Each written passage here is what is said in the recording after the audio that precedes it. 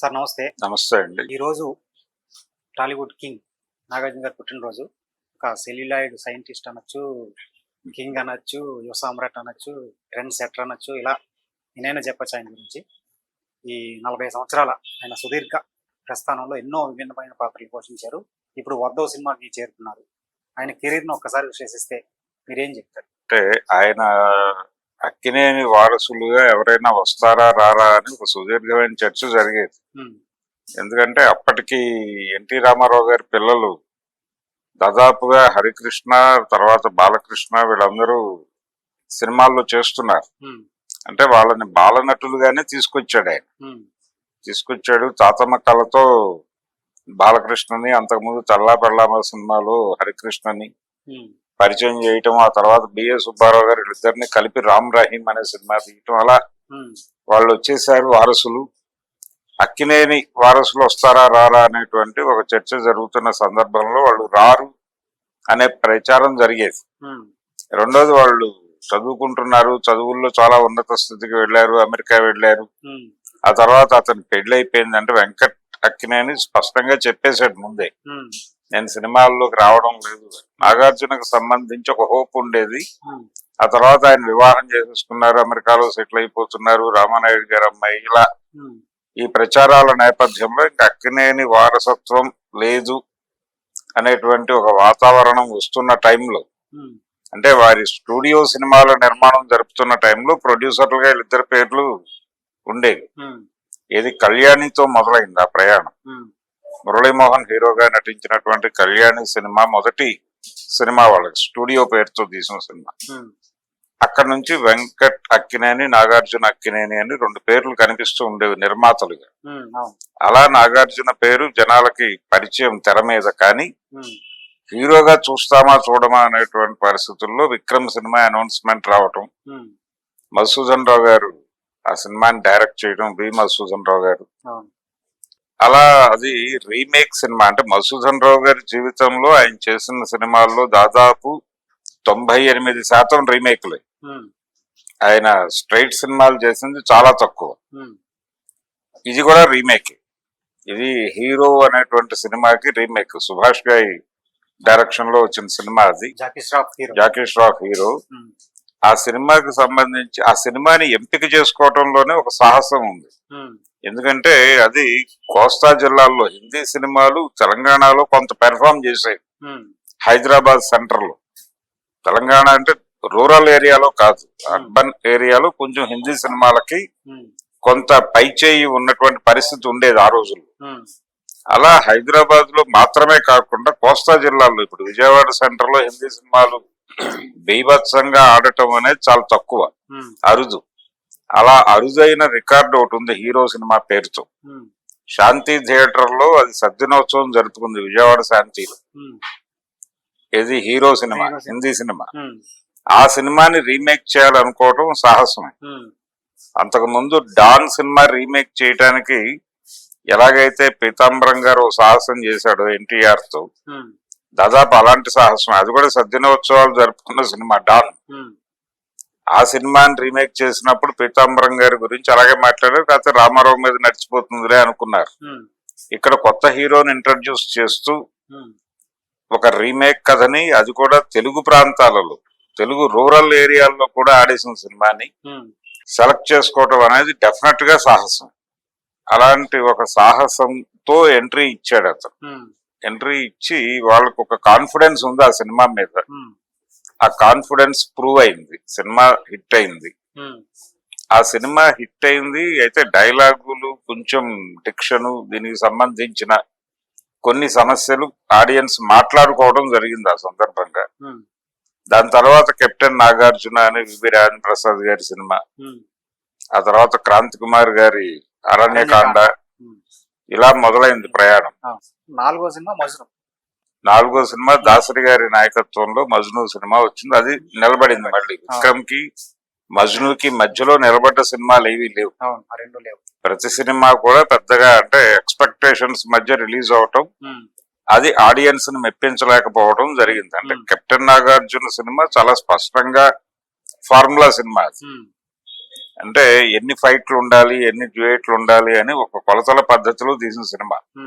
అది నడవలేదు, కొలతల పద్ధతిలో వెళ్ళిన ఏ సినిమా నడవలేదు. క్యారెక్టరైజేషన్ లో ప్రాబ్లం ఉంటే సినిమా ఇబ్బంది పెడుతుంది అన్నట్టుగా అరణ్యకాండ నడిచింది. అరణ్యకాండలో హీరో క్యారెక్టర్ ని డామినేట్ చేసేటువంటి కౌంటర్ క్యారెక్టర్స్ ఉన్నాయి.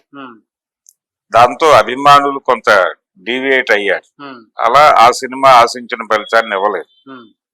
ఈ అనుభవాలన్నిటినీ దృష్టిలో పెట్టుకుని ఎలాంటి సినిమా చెయ్యాలి అనేది, తన కెరియర్ ఎలా బిల్డ్ చేసుకోవాలి అనేటువంటి ఒక ఆలోచన వైపు ఇతను ట్రావెల్ అయ్యే పరిస్థితి కల్పించినాయి ఈ ఫెయిల్యూర్స్.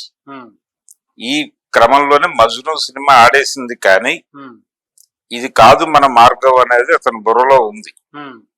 అంటే జనరేషన్ మారింది, మారిన జనరేషన్ కి మనం ఏ కంటెంట్ ఇవ్వాలి, హీరోలు మారుతున్నారు, ఆడియన్స్ మారారు, కాబట్టి మారిన జనరేషన్ కి మనం ఎలాంటి కంటెంట్ ఇవ్వాలి అనేది ఆలోచించడం మొదలైంది.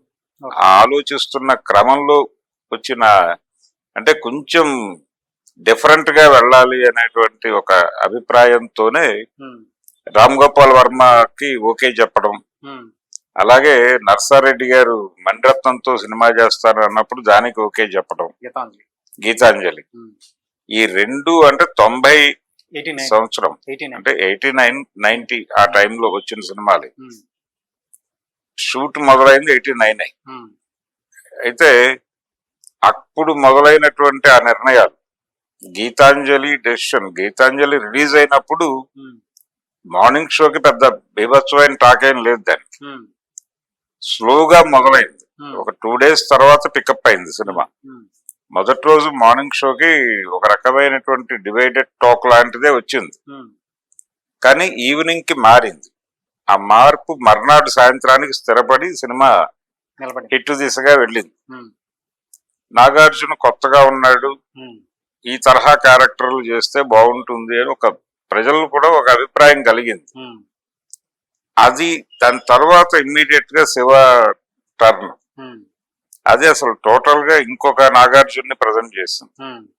అందులో టెక్నికల్ గా అన్ని విషయాల్లోనూ తెలుగు సినిమాని కొంచెం అప్పటికి ఉన్నటువంటి తెలుగు సినిమా కంటే అడ్వాన్స్ రూపంలో వెళ్ళింది.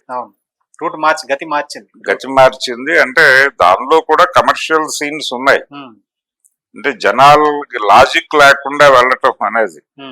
రెండోది, శివ సినిమాలో ఒక ప్రయోగం చేశాడు వర్మ. నిజానికి మణిరత్నం వర్మ ఇద్దరు కలిసి చేసినటువంటి ప్రయోగం ఏంటంటే, సౌత్ సినిమాకి సంబంధించి ఆర్ట్ సినిమా, కమర్షియల్ సినిమా అని 2 డివిజన్స్ ఉండేవి. ఈ ఆర్ట్ సినిమాల్లో కంటెంట్ ని కొంచెం హృద్యంగా చెప్పడము, ఈ ధోరణి నడిచేది. కమర్షియల్ సినిమా చాలా ఇల్లాజికల్ గా అభూత కల్పనలతో నడిచేది. అంటే థియేటర్కి వచ్చిన ప్రేక్షకుడిని విచిత్ర లోకాలు చూపించి అతన్ని మెస్మరైజ్ చేయటమే సినిమా లక్ష్యం అని చెప్పి కమర్షియల్ డైరెక్టర్లు మాట్లాడేవారు. కళలని అమ్మటమే మనం చేయవలసింది అని రాఘవేంద్రరావు గారు లాంటి వారు, ఇలాంటి వారు ఒక బలమైన అభిప్రాయంతో ఉన్న టైంలో ఈ కమర్షియల్ సినిమాని రియలిస్టిక్ గా తీయటం, అంటే ఆర్ట్ సినిమా తరహాలో కమర్షియల్ సినిమా తీయటం అనే ఒక బ్లెండ్ ని తీసుకొచ్చిన వాళ్ళు మణిరత్నం, రామ్ గోపాల్ వర్మ. అందుకని వాళ్ళ సినిమాలు డిఫరెంట్ గా ఉంటాయి, కమర్షియల్ సినిమాలే కానీ డిఫరెంట్ గా ఉంటాయి. అలా డిఫరెంట్ గా ఉన్నటువంటి కమర్షియల్ సినిమా తెలుగులో ప్రారంభం అయిన సందర్భంలో ఆ సినిమాలో నాగార్జున హీరోగా ఉన్నాడు. అది ఒక దశ, అంటే తెలుగు సినిమా ఒక దశలోకి ఎంటర్ అవుతున్న సందర్భంలో ఆ టైమ్లీనెస్ ని పట్టుకున్నటువంటి హీరో నాగార్జున. అట్లా అతనికి సక్సెస్ వచ్చింది, అది రియల్ సక్సెస్. మజ్ను సక్సెస్ కంటే కూడా వీటి సక్సెస్ రియల్ సక్సెస్. అందుకని అక్కడి నుంచి అతని ఆలోచన విధానం మారింది. నిజానికి ఆ టైంలో చిరంజీవిని కొంత ఇబ్బంది పెట్టిన పరిస్థితి ఉంది. అంటే చిరంజీవి నెంబర్ 1 గా స్థిరపడిపోయి నడుస్తున్నటువంటి ఎరా అది. 85, 83లో ఆయన ఖైదీతో పెద్ద హిట్ కొట్టినప్పటికీ ఆయన చుట్టుపక్కల ఇంకొక హీరో లేడు అనే వాతావరణం వచ్చేసింది 85కి. 85 నుంచి నడుస్తున్నటువంటి ఆ ప్రయాణాన్ని కొంచెం టెన్షన్ పెట్టినటువంటి పరిస్థితి గీతాంజలి, శివ టైం.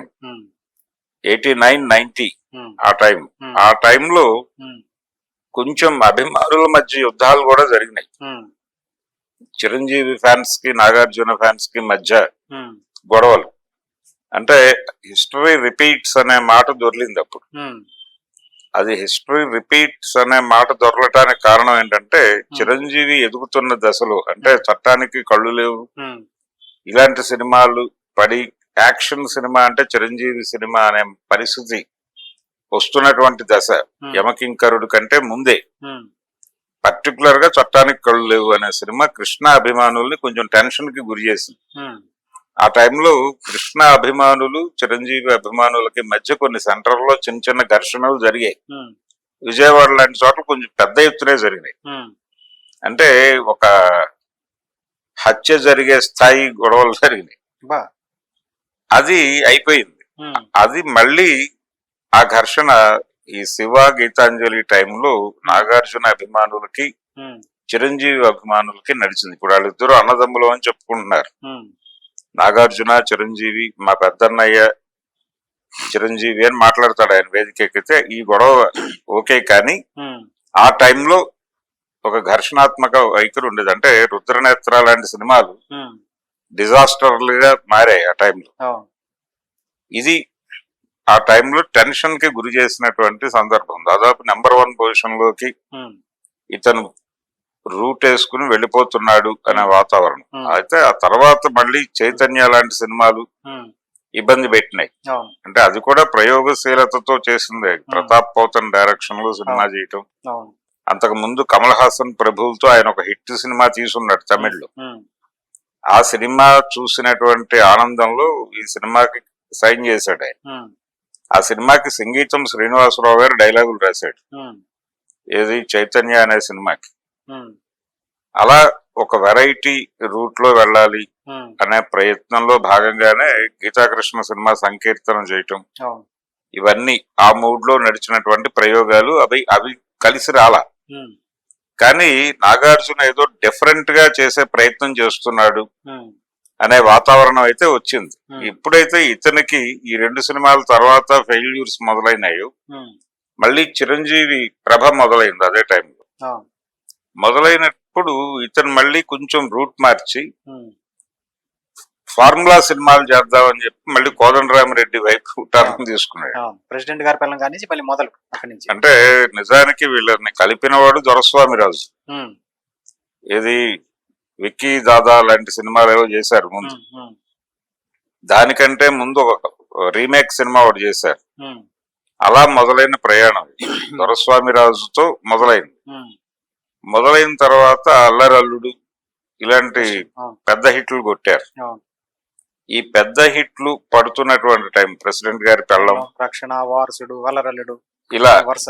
అంటే మళ్ళీ రూట్ మార్చాడు, ఉమ్, కమర్షియల్ ట్రెండ్ లోకి వచ్చేసాడు. ప్రయోగాలు కొంచెం పక్కన గ్యాప్ పెట్టి. ఇచ్చి ఉమ్, కమర్షియల్ రూట్ లోకి వచ్చి మళ్ళీ హిట్లు కొట్టడం మొదలు పెట్టాడు. ఉమ్, ఈ ప్రయాణం రాఘవేంద్రరావు గారు ఎంటర్ అయ్యాడు అదే టైంలో. ఉమ్, అంటే అగ్నిపుత్రుడు అనేది పెద్దగా కలిసి రాకపోయినప్పటికీ ఉమ్, ఆ తర్వాత ఆయన పర్సనల్ గా కొన్ని ఫ్లాప్స్ చూసిన తర్వాత ఉమ్, కోదండరామిరెడ్డి ఎక్కడ హిట్ అవుతున్నాడు ఉమ్, అనేది చూసుకుని ఉమ్, ఎండమూరి, ఇళయరాజా ఉమ్, ఈ కాంబో ఇదేదో వర్కౌట్ అవుతోంది. అంటే ఆయన అప్పటికి రొటీన్ ఫార్ములాలోనే ఉన్నాడు. చక్రవర్తి గారి మ్యూజిక్, ఉమ్, సత్యానంద్ గారు వీళ్ళతో స్క్రిప్ట్ ఇదే ధోరణిలో కొనసాగుతూ వస్తున్నాడు ఆయన. ఉమ్, ఇది కొంచెం మార్చాల్సిన అవసరం ఉంది అని అనిపించింది ఆయన. ఉమ్, యుద్ధ భూమి ఇలాంటి సినిమాల ఫెయిల్యూర్స్ తర్వాత అవును, ఆ రూట్ మార్చి ఆయన కూడా ఇళయరాజాతోను, ఆయన కూడా ఎండమూరితోను ట్రావెల్ అవ్వాలి అనుకున్నప్పుడు వచ్చిన మొదటి సినిమా ఆఖరి పోరాటం. ఉమ్, ఆఖరి పోరాటం సినిమాతో మళ్ళీ ఒక హిట్ కొట్టాడు. ఉమ్, అలా రాఘవేంద్రరావు హిట్ ట్రాక్ ఎక్కించిన క్రెడిట్ కూడా ఒక రకంగా నాగార్జునదే. ఉమ్, దానికి ఆయన రుణం తీర్చుకున్నాడు. అన్నమయ్య లాంటి సినిమాతో ఇతన్ని ఇంకొక డిఫరెంట్ ఏరియాలో చూపించి. అవును, ఈ ప్రయాణంలో అంటే దత్తు గారి కాంపౌండ్ లో సినిమాలు చేయటం, శ్రీదేవి కాంబినేషన్ లో సినిమా అది ఉమ్, ఆఖరి పోరాటం. ఉమ్, ఆఖరి పోరాటం అనేది ఒక రకంగా థియేటర్ల దగ్గర మళ్ళీ ఉద్రిక్త పరిస్థితులు తీసుకొచ్చింది. ఉమ్, ఏది పాత చిరంజీవి వర్సెస్ నాగార్జున అనే వాతావరణం తీసుకొచ్చింది మరోసారి ఆ సినిమా. ఆ తర్వాత మళ్ళీ నెమ్మదిగా ప్రతి సందర్భంలోనూ ఇతను పోటీ ఇస్తూనే వచ్చాడు. అవును అవును. ప్రతి 2 ఏళ్లకి ఒక పోటీ అవును. ఉండేది. నిన్నే పెళ్ళాడుతా అన్నమయ్య దగ్గర బాగా పీక్స్. అంటే నిన్నే పెళ్ళాడతా అన్నమయ్య రెండో అన్నమయ్య టైంలో మాత్రమే కాదండి, హలో బ్రదర్ టైంలో కూడా పోటీ. ఉమ్, హలో బ్రదర్ అనేది ఒక ఫక్త్ కమర్షియల్ సినిమా, ఉమ్, ఈవివి సత్యనారాయణ ఉమ్, ప్రయోగం. ఉమ్, అది నిజానికి ఒక ఇంగ్లీష్ నావెల్ నుంచి డెవలప్ చేసింది. అది ఆల్రెడీ పిడుగురాముడు అనే సినిమాలో విఠలాచార్య గారు వాడేశారు ఎన్టీ జాకీ రామారావు. చాన్ సినిమా జాకీ చాన్ సినిమా బ్రదర్స్ అని వచ్చింది. యాక్చువల్ గా అగ్గిపిడుగు సినిమా అదే, ఉమ్, కార్సికన్ బ్రదర్స్ అని నవల. అది ఉమ్, ఆ నవల్ని యాజ్ ఇట్ ఈస్ గా అడాప్ట్ చేసి అగ్గిపిడుగు తీశాడు. అందులో కూడా ఉమ్, జైల్లో ఉన్నటువంటి రామారావుకి బయట డ్యూయట్ పాడుతున్న రామారావు ఆ పోలిక పాట ఉంది అందులో. ఉమ్, ఈయన ఇక్కడ డ్యూయట్ పాడుతుంటే ఆయన జైల్లో డాన్స్ చేస్తూ ఉంటాడు. అవును. ఇవన్నీ అగ్గిపిడుగు తాలూకా ఇన్ఫ్లుయెన్స్ తో నడిచిన సీన్లే. ఓకే. అయినప్పటికీ జనాలు చూసారు ఆ విపరీతంగా. కామెడీతో చూసేశారు. ఉమ్, చూసి నిజానికి ఆ ఊపులోనే అల్లుడా మజాకా సినిమాకి పునాది పడింది. ఉమ్, చిరంజీవి తన రూట్ ని సెట్ చేసుకోవటం అనేది, కరెక్ట్ చేసుకోవటం అనేది కూడా ఇక్కడ నుంచి మొదలైంది. ఉమ్, చిరంజీవి అభిమానులు కూడా ఈవీతో సినిమా చేస్తే బాగుండు అని కోరుకున్న సందర్భం హలో బ్రదర్ హిట్ అనేది. ఉమ్, అలా ప్రతి సందర్భంలోనూ చిరంజీవి నాగార్జున మధ్య ఒక పోటీ కనిపించేది. ఉమ్, ఇది దాదాపుగా అంటే ఆయన ఈ వరుస ఫ్లాపులు హిట్లర్ ఎజెండాలోకి రావటం, ఉమ్, ఆ టైంలో కూడా నాగార్జున చాలా సక్సెస్ఫుల్ ఇస్తూ వెళ్ళాడు. ఉమ్, ఈ ప్రయాణం ఉమ్, ఈ ప్రయాణం ఇప్పుడు వాళ్ళిద్దరూ అన్నదమ్ములుగా మాట్లాడుకుంటున్నప్పటికీ ఉమ్, ఇమ్మీడియట్ గా అంటే 1 to 10 చిరంజీవి అని మాట్లాడేవాడు. ఉమ్, మాట్లాడుతున్న టైంలో ఆ 1 to 10 తర్వాత అయినా లేకపోతే ఇమ్మీడియట్ గా చిరంజీవి తర్వాత ఉమ్, ప్లేస్ అయినప్పటికీ నాగార్జున ఒక ప్లేస్ అయితే సెట్ చేసుకున్నాడు. ఉమ్, ఈ కంపారిజన్ ఎలా నడుస్తుందంటే ఎన్టీఆర్ ఏఎన్ఆర్ అన్నట్టుగా మళ్ళీ ఆ ప్లేస్ లోకి అవును. నాగార్జున వెళ్ళిపోయాడు. అంటే ఇండస్ట్రీ రెండు కళ్ళు ఎన్టీఆర్ అయినారు, అయితే ఈ జనరేషన్ లో చిరంజీవి గారు నాగార్జున గారు. నాగార్జున అనే పరిస్థితి తీసుకొచ్చుకున్నాడు. ఉమ్, అలా కెరియర్ అంటే ఈ ప్రతి సందర్భంలోనూ దాన్ని వదిలిపెట్టలేదు. ఉమ్, అంటే కమర్షియల్ సినిమాలు చేస్తున్నప్పుడు కూడా డిఫరెంట్ సబ్జెక్టులు ట్రై చేయాలి అనే ఐడియాలోనే ఉన్నాడు సార్. ఉమ్, ఆ ప్రయత్నంలోనే రకరకాల ప్రయోగాలు చేశాడు. కొన్ని నడిచినాయి, కొన్ని నడవలేదు. ఉమ్, నడవని వాటి గురించి బాధపడలేదు, నడిచిన వాటి గురించి ఆనందపడిన పరిస్థితి కూడా లేదు. అవును. ఈ ప్రయాణంలో ఆయనతో కలిసి వచ్చినటువంటి వాళ్ళు ఉన్నారు, ఉమ్, ఆయనతోనే ట్రావెల్ అయినటువంటి ప్రొడ్యూసర్లు ఉన్నారు. ఉదాహరణకి ఆయన ఉండేవాడు కదా కామాక్షి రెడ్డి గారు, అవును, డి శివప్రసాద్ రెడ్డి గారు. అలా అవును, ఆయనతోనే సినిమాలు ఆయనతోనే సినిమాలు. ఈవెన్ దొరస్వామి రాజు గారు కూడా ఈయనతోనే కొనసాగాడు, ఎక్కువ. అవును. ఈయనతోనే చేశాడు. ఆ సక్సెస్ఫుల్ జర్నీ. అన్నమయ్య కూడా ఆయనే ప్రొడ్యూసర్. అవును. ఆ తర్వాత ఆయన టిటిడి బాధ్యతల్లోకి వెళ్ళాడు. ఉమ్, అలా ఒక సక్సెస్ఫుల్ ఈవెన్ క్రాంతి కుమార్ గారు కూడా తర్వాత చిరంజీవి నుంచి ఉమ్, ఆయన షిఫ్ట్ అయి చేసింది 2-3 సినిమాలు చేసినప్పటికీ నాగార్జునతోనే. అవును. ఇలా ప్రతి చోట ఒక ట్రావెల్ కనిపిస్తుంది. ఉమ్, దాసరి గారితోనే మజ్ను తర్వాత సినిమా చేయాలి. యాక్చువల్ గా ఫస్ట్ సినిమానే దాసరి గారు చేయాలనుకుంటారని. దాసరి చేయాలనుకున్నాడు. మజ్ను తర్వాత యాక్చువల్ గా ఒక యాక్షన్ సినిమా అనుకున్నాడు ఆయన. ఉమ్, ఉడుకునెత్తురు ఉమ్, అనే పేరుతో ఉమ్, ఒక ప్రయోగం చేశాడు ఆయన. ఉమ్, ఆ ఉడుకునెత్తురు అనే సినిమా ఎప్పుడు ఎక్కుతుంది అనే ఓ చర్చ జరిగేది ఆ టైంలో. ఉమ్, ఆ తర్వాత దాదాపు అదే కథని కృష్ణ గారి అబ్బాయితో చేశాడు ఆయన. ఉమ్, కృష్ణ గారి అబ్బాయి భానుప్రియని పెట్టి రమేష్ బాబుతో ఓ సినిమా చేశాడు దాసరి గారు. ఉమ్, ఏదో బ్లాక్ టైగర్ అలాంటి టైటిల్స్ తో. ఉమ్, అది కూడా నడవలేదు, ఆ సినిమా నడవలేదు. కానీ దాదాపు ఈయనతో అనుకున్న కథ అదే అనేది ఉమ్, ఆ రోజుల్లో నడిచినటువంటి ప్రచారం. ఉమ్, అయితే తర్వాత ఢమరుకం టైంలో నాగార్జున సినిమాకి ఆయన సపోర్ట్ గా అవును. నిలబడ్డాడు. థియేటర్స్ దానికి ఒక చిన్న పొలిటికల్ ప్రాబ్లం వచ్చినప్పుడు ఆయన సాల్వ్ చేయటం, ఉమ్, అలా నడిచింది ఉమ్, జర్నీ. ఉమ్, ఇలా స్టూడియో అధినేతగా, హీరోగా ఉమ్, తన నిర్మాతగా. తన స్థాయి పెంచుకుంటూ స్టూడియో కోసం సినిమాలు తీయటం అనే కార్యక్రమం ఉమ్, అక్కినేని నాగేశ్వరరావు గారి దగ్గర నుంచి వారసత్వంగా తీసుకుని ఈయన ప్రయత్నాలు ఈయన చేస్తూ ఉమ్, నిజానికి స్టూడియో భాగస్వామ్యంలోనే ఆయన విడిగా ఒక బ్యానర్ ప్రారంభించి సినిమాలు చేసిన పరిస్థితి కూడా ఉంది. ఉమ్, అలాగే కృష్ణప్రసాద్ గారితో అన్నపూర్ణ పిక్చర్స్ అనే పేరుతో ఒక పంపిణీ వ్యవస్థ నడిపాడు నాగేశ్వరరావు గారు. ఉమ్, ఏది వీరమాచినేని కృష్ణప్రసాద్ గారితో. ఉమ్, ఆ తర్వాత ప్రేమాభిషేకం సినిమా తర్వాత ఆ బంధం విడిపోయింది. ఉమ్, విడిపోయి ఆ సంస్థ మూతపడింది. నాగేశ్వరరావు గారు కృష్ణప్రసాద్ గారు విడిపోవడంతో ఉమ్, పంపిణీ రంగంలో తిరిగి ఎంటర్ అవ్వాలి అనే ఉద్దేశంతో ఈయన చలసాని రమేష్ నాయకత్వంలో డిస్ట్రిబ్యూషన్ వ్యవస్థను కూడా మొదలుపెట్టాడు. అవును, మొదలుపెట్టి విజయవాడలో ఆఫీస్ పెట్టి మొగలరాజపురంలో కొన్ని సినిమాలు, ఈ శశింద్రి లాంటి సినిమాలు చేశారు. ఉమ్, ఏదో India great India, great India entertainments. ఏదో అలా టైటిల్ ఒకటి పెట్టి అవును, ఓ బ్యానర్ ప్రారంభించి కొన్ని ప్రయోగాలు చేశారు. అవును, ఆ తర్వాత అది కూడా వద్దని స్ట్రైట్ అన్నపూర్ణ స్టూడియోస్ అనే బాధ్యత పూర్తిగా తాను తీసుకుని అవును, ఆ బ్యానర్ మీద సినిమాలు చేయటం. ఉమ్, ఈ ప్రయోగశీలతలోనే ఆయన గులాబీ చూసి కృష్ణవంశీని నిండే పెళ్లాడతా అనే సినిమాకి ఎంకరేజ్ చేయటం. అవును, ఇలా అంటే ఎవరైనా సరే ఒక కొత్త ధనాన్ని తెర మీద చూపించిన డైరెక్టర్ తో ఇమ్మీడియట్ ప్రాజెక్ట్ కి వీళ్ళే ఫోన్ చేసి అవకాశం ఇస్తుంటారు. నాగార్జున అవకాశాలు ఇవ్వటం అనేది ఒక ట్రెండ్ కనిపించింది ఆ టైంలో. అవును, ఈవెన్ ఉప్పలపాటి నారాయణరావుకి కూడా ఆయన ఛాన్స్ ఇచ్చాడు. అవును, రక్షణ.